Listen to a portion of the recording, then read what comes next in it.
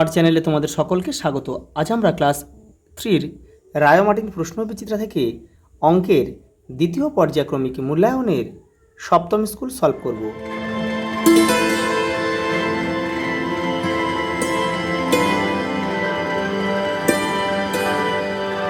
দেখো 7 নম্বর স্কুল, তোমরা যারা আগের সেটগুলো দেখো নি চ্যানেলের প্লেলিস্টে যাবে, ওখানে কিন্তু সব সেটগুলো দেওয়া রয়েছে। বাংলা রয়েছে, ইংরেজি রয়েছে, পরিবেশও রয়েছে, ওখানে সব সেটগুলো কমপ্লিট করা আছে, তো ওখান থেকে তোমরা দেখে নিও। দেখো প্রথম প্রশ্ন, দেখো কোনো সংখ্যাকে 6 দিয়ে ভাগ করলে ভাগশেষ কত হতে পারে? ভাগশেষ সবসময় 6-এর কম হবে। দেখো এখানে তাহলে 5 রয়েছে, 5 হতে পারে, 4 হতে পারে, 3 হতে পারে, 2 হতে পারে, 1 হতে পারে। 1 টাকা 20 পয়সা সমান সমান কত পয়সা? দেখো 1 টাকা মানে 100 পয়সা আর 20 পয়সা, তাহলে 120 পয়সা। এই যে 120 পয়সা। বিজোড় সংখ্যা জোড় সংখ্যা যোগ করলে সবসময় কী পাবো? সবসময় কিন্তু আমরা একটা বিজোড় সংখ্যাই পাবো।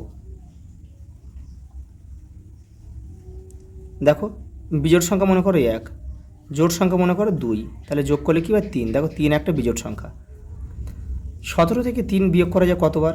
দেখো তুমি নামটা পড়ে যাও, 17-এর কাছাকাছি কে যাচ্ছে? দেখো 5 3 15, 5 6, এবারে 5 3 15, দেখো 3 6 18, তার মানে কি 18 বেশি হয়ে যাচ্ছে, তাহলে 5 বার। এই যে দেখো 5 বার, 5 3 15। প্রদত্ত কোন সংখ্যাটি 3 দ্বারা বিভাজ্য হবে? দেখো 3 দ্বারা বিভাজ্য নিয়ম কি? অঙ্কগুলোর যোগফল যদি 3 দ্বারা বিভাজ্য হয় তাহলে সংখ্যাটা 3 দ্বারা বিভাজ্য হবে। দেখো এখানে 1 আর 4 কত? 5 5 5 কিন্তু 3 দ্বারা যায় না, তাহলে এই সংখ্যাটা হবে না। দেখো 6 1 7 1 8, 8 কি যায় 3 দ্বারা? না, তাহলে এটাও যাবে না। এটা দেখো 8 1 9, 9 3 12, 12 কিন্তু 3 দ্বারা যায়, 3 4 12, তাহলে এই সংখ্যাটা 3 দ্বারা অবশ্যই যাবে। দেখো প্রদত্ত চিত্রটিতে ত্রিভুজের সংখ্যা কতগুলো আছে? দেখো প্রথমে ভালো করে দেখো, 1টা 2টো 3টে 4টে, 4টে রয়েছে। এবার দেখো এখান থেকে এটা একটা 5টা, এবার দেখো এখান থেকে এটা একটা 6টা, আবার দেখো এখান থেকে এটা একটা 7টা, আবার এখান থেকে এটা একটা 8টা, দেখো 8টি।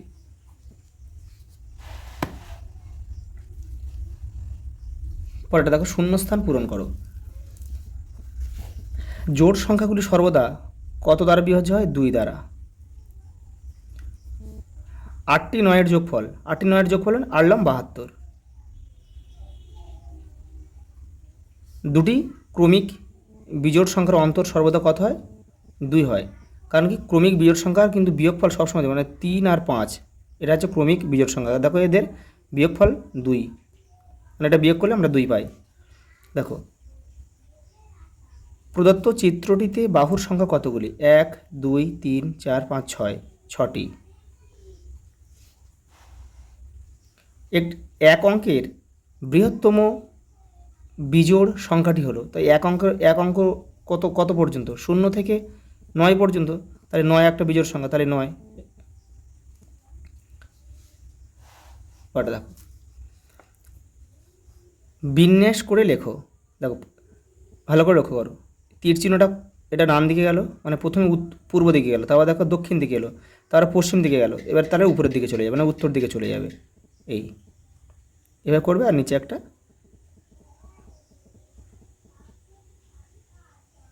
বল, ছোটো বল এঁকে দেবে, হয়ে গেল। কয়েকটা দেখো, দেখো প্রথমে দেখো একটা উপরে গিয়েছে, একটা নিচে এসেছে, দুটো উপরে গিয়েছে, তার মানে দুটো নিচে আসবে।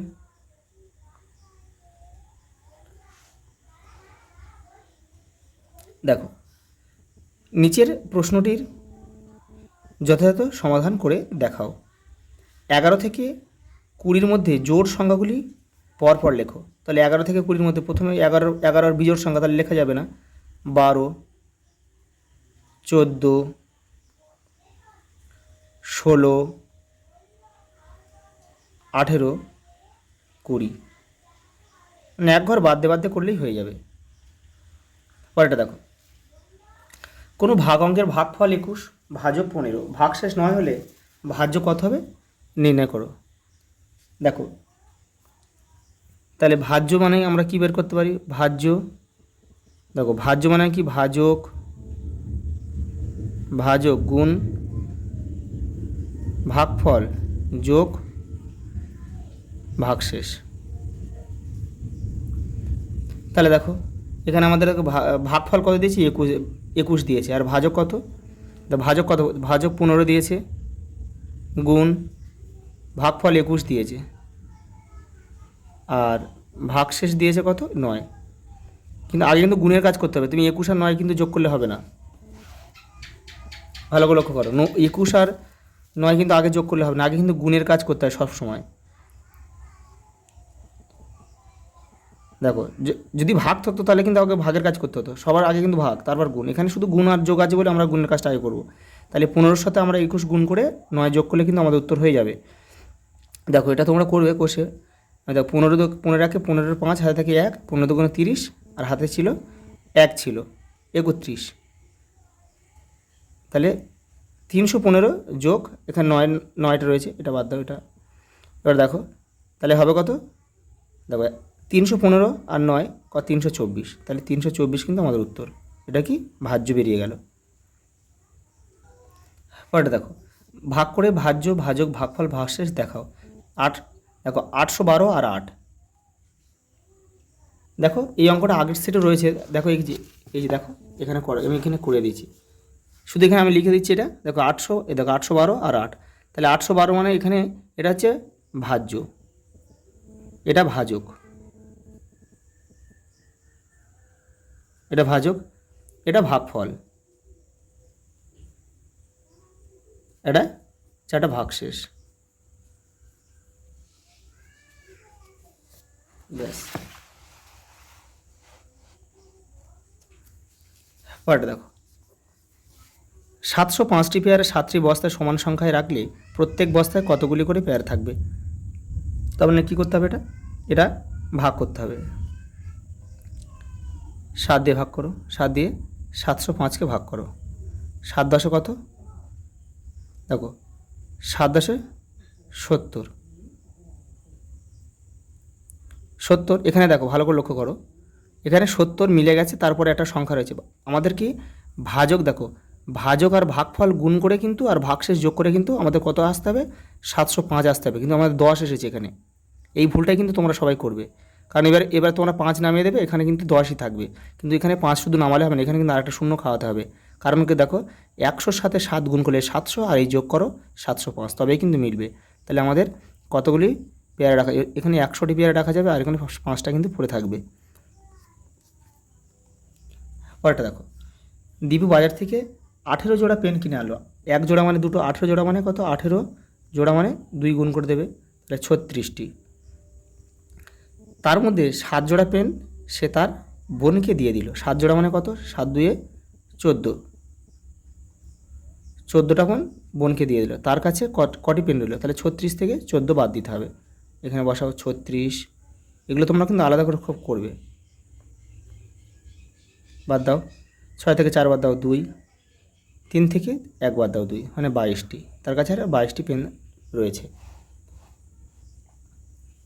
দেখো তোমার কাছে মোট 90 টাকা 50 পয়সা আছে। তুমি বাজারে গিয়ে 32 টাকা দিয়ে একটি খাতা, 3 টাকা 50 পয়সা দিয়ে একটি পেন্সিল, 12 টাকা 50 পয়সা দিয়ে একটি পেন কিনলে। তোমার কাছে আর কত টাকা অবশিষ্ট রইল। তাহলে কি করতে হবে, এই যেগুলো আমরা খরচ করলাম সেগুলোকে যোগ করতে হবে। যোগ করে যে উত্তরটা হবে সেটা 90 টাকা 50 পয়সা থেকে বিয়োগ করলে কিন্তু উত্তর বেরিয়ে যাবে। দেখো অঙ্কটা আমি উপরে তোমাদের এখানে করে দিয়েছি। দেখো প্রথমে যেগুলো খরচ করা হলো সেগুলো কিন্তু যোগ করলাম। এখানে দেখো 50 পয়সা রয়েছে, এখানে 50 পয়সা রয়েছে, তাহলে 50 কিন্তু 100 পয়সা, 100 পয়সা মানে 1 টাকা, তাহলে কিন্তু 1 টাকা কিন্তু এখানে লেখা যাবে, এখানে কিন্তু 100 লেখা যাবে না। 100 পয়সা মানে 1 টাকা, সেই 1 টাকাটা আমরা এখানে যোগ করলাম টাকার ঘরে, সেই জন্য এখানে 0 লিখেছি। আর এগুলো শুধু যোগ করে দিলাম, 48 টাকা হলো। আর এখানে 90 টাকা 50 পয়সা থেকে বিয়োগ করতে হবে 48 টাকাটা, বিয়োগ করলাম 42 টাকা 50 পয়সা আমাদের উত্তর। দেখো বৃক্ষরোপণ অনুষ্ঠানে 365টি চারা গাছ পাড়ায় নিয়ে আসা হয়েছে। প্রত্যেকে 9টি করে চারা গাছ পাড়ায় লাগানোর পর বাকি 9টি চারা গাছের থেকে কম চারা গাছগুলি স্কুলের মাঠে লাগানো হলো। তাহলে এই 9টা কিন্তু কোনো কাজ নেই। পাড়ায় কতগুলি চারা গাছ লাগিয়েছিল, দেখো পাড়ার কতজন চারা গাছ লাগিয়েছিল, স্কুলের মাঠে কতগুলো চারা গাছ লাগানো হলো। এই 9টা কিন্তু ধরলে কিন্তু হবে না, শুধু এই 9 আর শুধু ভাগ করলে হয়ে যাবে।